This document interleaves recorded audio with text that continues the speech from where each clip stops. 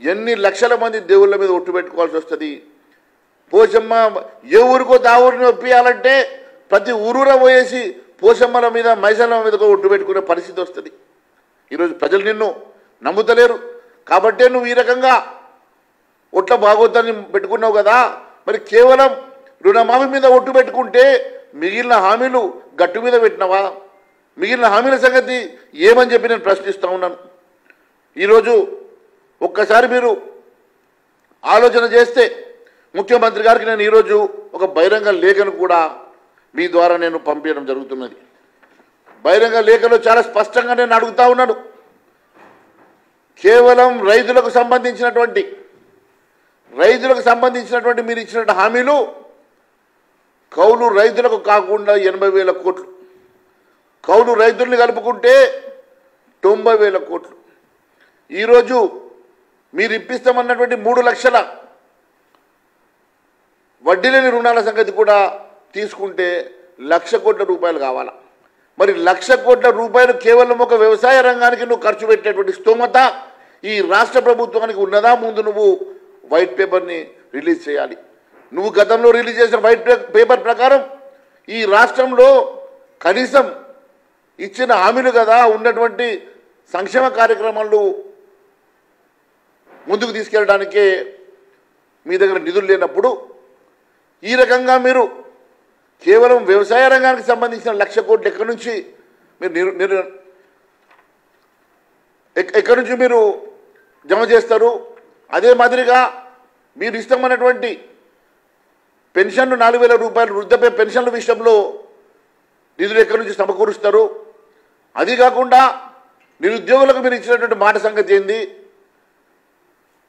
విద్యార్థులకు మీరు ఇస్తామన్నటువంటి మాట సంగతి ఏంది? అమ్మాయిలకు స్కూటీలు ఇస్తామన్నటువంటి మాట సంగతి ఏంది? పెళ్లిల్లో తులం బంగారము ప్లస్ 1,00,000 రూపాయలు ఇస్తామన్నటువంటి మాట సంగతి ఏంది? ఈరోజు ప్రజలు ఎదురు చూస్తూ ఉన్నారు. ఇంకా నువ్వు ఎప్పుడు కళ్యాణ లక్ష్మి ఇస్తావో వాటితో పాటు తులం బంగారం వస్తుందో అని చెప్పేసి ఆడపడుచులు అందరూ కూడా నీ డిక్లరేషన్ కోసం పెళ్లిళ్ళు కూడా వాయిదా వేసుకునే పరిస్థితి ఉన్నది. ఈరోజు ఎక్కడికక్కడ చివరకు పెళ్లిళ్ళు చేసుకునేటువంటి ఆడపడుచుల్ని కూడా నువ్వు వదలకుండా ఇచ్చిన హామీలు ఈ రకంగా విద్యార్థులకు స్కూటీలు ఇస్తామన్న సంగతి, విద్యార్థులకు 5 లక్షల రూపాయల సంగతి, నిరుద్యోగులకు 4,000 రూపాయల సంగతి, నిరుద్యోగ యువకులకు ఇస్తామన్నటువంటి స్కెడ్యూల్స్ జాబ్ స్కెడ్యూల్ సంగతి, నోటిఫికేషన్ సంగతి, ఈ రకంగా మీరు ఇచ్చినటువంటి హామీలు ఆ భాగవతం చిట్టా ఒకటిగా మేము బయట పెడతాం. ప్రస్తుతానికి వ్యవసాయ రంగం మీద 1,00,000 కోట్ల రూపాయలు, ఈరోజు దాదాపు 1,00,000 కోట్ల రూపాయలు ఏ రకంగా మీరు సమకూరుస్తారో చెప్పకుండా కేవలం రాజకీయాల కోసం, ఓట్ల కోసం మీరు రాజకీయంగా ఈరోజు వాడుకోవడం కోసం దేవుళ్ళ మీద ఒట్టు పెట్టి ప్రజల్ని మభ్యపెట్టే ప్రయత్నం చేస్తున్నావు కదా. అది కూడా జూన్ 3వ తారీఖు కదా నోటిఫికేషన్ పూర్తవుతుంది. మరి జూన్లో ఇస్తానని చెప్పడం లేదంట, ఆగస్టులోనే ఇస్తాడంట. ఎందుకంటే ఆగస్టు వరకు తను ఉండడం లేదో, ఆగస్టు సంక్షోభంలో కొట్టుకుపోతానేమో, తర్వాత మళ్ళా ఆ ఒట్టు మీద గట్టు మీద పెట్టినట్టే కదా అని చెప్పి అనుకుంటున్నామేమో. ఈ రకంగా కేవలం ఎన్నికల కోసం ప్రజల మభ్యపెట్టడం కోసం, మోసం చేయడం కోసం మళ్ళీ ఒక తప్పుడు వాగ్దానం, తప్పుడు మాటలతోటి, అబద్ధ మాటలతోటి, బుడ్డకు మాటలతోటి ముందుకు వస్తున్నారు కదా. రేవంత్ రెడ్డి గారు ఈరోజు నేను ఒకటే ప్రశ్నిస్తున్నా, నిజంగా నీకు ఈరోజు ఉన్నటువంటి ఎలక్షన్ కోడ్ అడ్డం వస్తే జూన్లో పూర్తి అయ్యేటువంటి ఎలక్షన్ కోడ్కి ఆగస్టు ఎందుకు చెప్తా ఉన్నావు? మరి మిగిలినటువంటి 412 హామీల సంగతి ఏం మాట్లాడుతున్నావు? 6 గ్యారెంటీల సంగతి ఎందుకు మాట్లాడతలేవు? మరి 6 గ్యారెంటీలు కూడా ఈ రకంగా ఒట్టు పెట్టుకోవడానికి సిద్ధంగా ఉన్నావా? ఆగస్టు 15 లోపల నువ్వు 100 రోజుల్లో పూర్తి చేస్తానన్నటువంటి 6 గ్యారెంటీలు కూడా ఆగస్టు 15 తారీఖు లోపల నువ్వు పూర్తి చేస్తానని చెప్పి ఒట్టు పెట్టుకొని ఇదే మాదిరిగా నువ్వు ఇచ్చిన మాట కట్టుబడి ఉంటావా? ఈరోజు ప్రజల్ని ఎన్నికల కోసం, ప్రజల్ని పూర్తిగా మోసం చేయడం కోసం మాత్రమే నువ్వు మాట్లాడుతున్న మాట వాస్తవం కాదని అడుగుతున్నా. ఈరోజు రైతాంగం కోసమే 1,00,000 కోట్ల రూపాయల బడ్జెట్ అవసరం పడితే నిరుద్యోగ యువత కోసం, విద్యార్థుల కోసం నువ్వు ఇస్తామన్నటువంటి వృద్ధాప్య పెన్షన్ల విషయంలో మరి నువ్వు ఇస్తామన్నట్టు గృహలక్ష్మి కోసం ఈ రకంగా ఒకటొకటిగా చెప్తూ పోతే నీకు కావాల్సిన బడ్జెట్ ఎంతనో నీకు తెలియదా? మరి దానికి నిధులు సమకూరుతాయా? ఇవన్నీ తెలిసి కూడా నువ్వు మళ్ళీ మోసం చేసే ప్రయత్నం చేస్తున్నమాట వాస్తవం కాదని అడుగుతున్నా. ఈరోజు ఎన్ని చెప్పినా ఈ బహిరంగ లేఖ ద్వారా ముఖ్యమంత్రి గారిని ఒకటే ప్రశ్నిస్తున్నా, ఇవన్నీ కూడా ఆగస్టు 15 లోపల పూర్తి చేస్తావా లేక నాకు చేత కాదని చెప్పేసి నువ్వు రాజీనామా చేసి ప్రజలకు క్షమాపణ చెప్తావా? అది నువ్వే నిర్ణయించుకోవాల్సిందిగా నేను ముఖ్యమంత్రి గారిని కోరుతా ఉన్నాను. పూర్తిగా మాటల గారడితోటి ఏ రకంగానైతే నువ్వు కాంగ్రెస్ పార్టీలో పీసీ అధ్యక్షుడైనవో అదే మాటల గారడితో ప్రజల్ని మభ్యపెట్టేసి ముఖ్యమంత్రి అయినవో ఈరోజు అదే ప్రజలు నిన్ను ఆశ్రయించుకునే పరిస్థితి వస్తున్నది. నీవు కేవలం ఏదో ఒక గారడి చేసి ఈరోజు దేవులను కూడా వాడుకొని దేవుల మీద ఒట్టు పెట్టుకునే స్థాయికి నువ్వు దిగజారినవంటేనే ఈరోజు నీ పరిస్థితి ఏ రకమైనటువంటి పరిస్థితి ఉన్నదో ప్రజలకు అర్థమవుతున్నది. ఒకవేళ నిజంగానే నీకు చిత్తశుద్ధి ఉండి నిజంగానే నీకు ప్రజల మీద విశ్వాసం ఉండి ప్రజల మీద నమ్మకం ఉండి నువ్వు ఇచ్చిన హామీలన్నీ కూడా మరి అదే ఆగస్టు 15 లోపల పూర్తి చేస్తాను లేకుంటే ముఖ్యమంత్రి తప్పుకుంటానని చెప్పే ధైర్యం దమ్ము నీకు ఉన్నదా అని చెప్పి నేను ప్రశ్నిస్తున్నాను. ఈ రకంగా ప్రజల్ని మోసం చేయడం మంచి పద్ధతి కాదని మరొక్కసారి నేను ముఖ్యమంత్రి గారికి తెలియజేసుకుంటూ మరి ధన్యవాదాలు తెలియజేస్తా ఉన్నాను.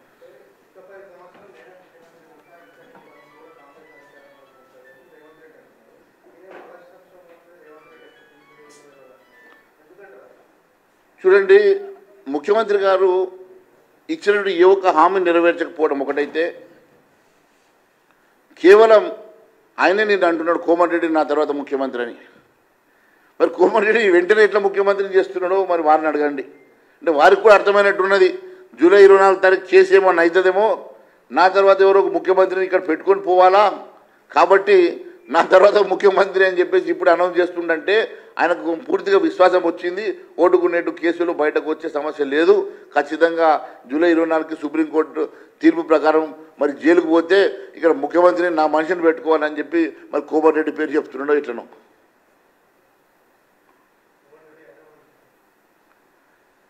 ఇప్పుడు ఎవరినో కొన్నది చెప్పాలి కదా పేరు. ఇప్పుడు ఆయన మనిషి అంటే ఈయన పేరు ఎవరు చెప్పినా కూడా మరి కాంగ్రెస్ హైకమాండ్ ఎవరిని నిర్ణయిస్తుందో కాంగ్రెస్ హైకమాండ్ చేతిలో ఉంటుంది. ఇప్పుడు ఎవరిని ఏ ఊరికోతే ఆ ఊరిని ముఖ్యమంత్రి అంటాడు. వీళ్ళ పాప కోమరెడ్డిని ఒక్కున్నాడంటే అది నమ్మకమా? ఎంతమందికి ఎట్లా చెప్పిండో, ఆగస్టులో నేను దిగిపోతే నా తర్వాత నువ్వని ఎంతమందితో అన్నాడు.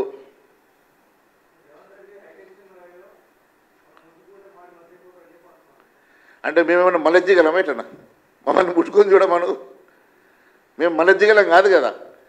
ఇప్పుడు ఆయన హైటెన్షన్ వైర్ అయితే ఎవరైనా ఏ పార్టీ అయినా కూడా ఈరోజు చూస్తూ ఊరుకోదు. ఒక్క విషయం వారికి తెలవాల్సింది ఏంటంటే, నేను పాటకు తెరిస్తే డోర్ తెరిస్తే ఏ పార్టీలో కూడా ఒక ఎమ్మెల్యే బిగినాడు అందరూ నా వైపు వచ్చేస్తారని చెప్పిన ముఖ్యమంత్రి కనీసం 2/3 అనేది తెచ్చుకొని మర్జీ చేసుకుందాము, గతంలో కేసీఆర్ చేసినట్టు నేను కూడా అదే మాదిరి 2/3 చేసి నేను కూడా ఛాంపియన్ అనిపించుకుందామని ప్రయత్నం చేస్తున్నాడు. 4 నెలలైనా 3 ఎమ్మెల్యేలు ఇప్పటికీ 3 ఎమ్మెల్యేలు చేరినారు. 4వ ఎమ్మెల్యే కూడా రోజు ఇటు అటు తిరుగుతున్నాడు. ఒక్కొక్క ఎమ్మెల్యేని చేర్చడం ఇంత కష్టంగా ఉంటే 26 మంది ఎమ్మెల్యేను చేర్చడం ఆయన వల్ల ఎక్కడైతుంది? ఇవి కేవలం ఉన్న 64 మందిని కాపాడుకోవడానికి వాళ్ళు వస్తారు వీళ్ళు వస్తారని కాలయాపన చేస్తుండే తప్ప ఆయన వెంట ఎవరు టచ్లో లేరు. ఇంకా ఆయననే ఎవరైనా టచ్లో ఉన్నాడేమో మాకు అనుమానంగా ఉన్నది.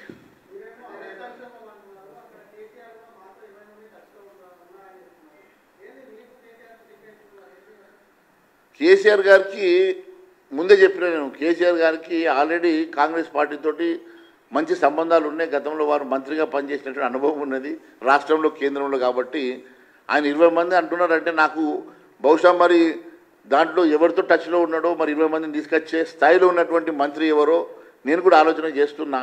మరి నిజంగానే మరి కేసీఆర్ గారు అంత పెద్ద మాట అన్నారంటే డెఫినెట్గా మరి కాంగ్రెస్ పార్టీ నుంచి ఎవరో వారికి టచ్లో ఉన్నారో, మరి టచ్లో ఉన్న వ్యక్తి మరి కోమటిరెడ్డి కావచ్చు. అందుకనే ఈయన కోమటిరెడ్డి నువ్వే ముఖ్యమంత్రి అని ఆపే ప్రయత్నం చేస్తున్నాడు. మరి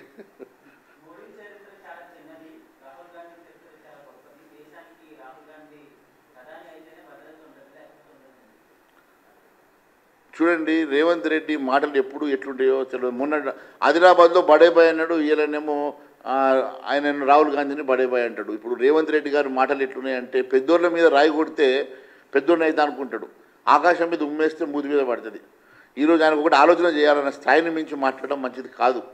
ఆయన స్థాయి ఈ రాష్ట్రంలో ఉంటే ఈ రాష్ట్రంలో మాట్లాడమని, కానీ నరేంద్ర మోడీ గారి గురించి మాట్లాడే స్థాయి ముఖ్యమంత్రికి లేదని తెలియజేస్తున్నాం.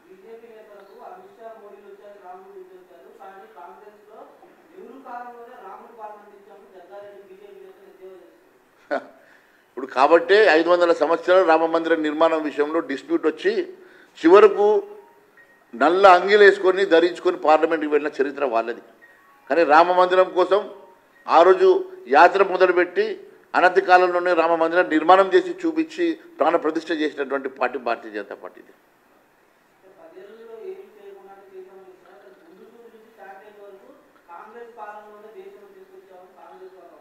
అంతకుముందు తెలుగుదేశంలో ఉన్నప్పుడు కూడా అటువంటి మాటలే మాట్లాడిండు. ఇలా కాంగ్రెస్కి రాగానే మళ్ళీ ఇటువంటి మాటలే మాట్లాడతాడు. ఆయన ఎప్పుడు ఎటుంటాడో ఏ రంగు మారుతుందో తెలియదు. ఈ రంగును మారి వాళ్ళ గురించి ఏం మాట్లాడతాం చెప్పండి.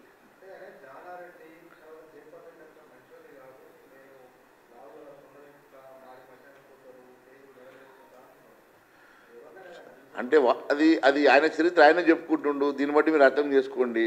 అంటే గతంలో వారికి ఆయనకు అనుభూతి అటువంటి అనుభవం అయిందో ఏమో మరి. ఎందుకంటే పాపం 2 సార్లు అరెస్ట్ చేసి తీసుకుపోయింది కదా. మరి అటువంటి అనుభవాలు అయినేమో రివెంజ్ పాలిటిక్స్ చేసే అలవాటు ఆయనకు ఉన్నది కాబట్టి రివెంజ్ పాలిటిక్స్ చేస్తున్నాడు. ఏదైనా మంచి సంస్కృతి మంచిది కాదంటున్నాను నేను.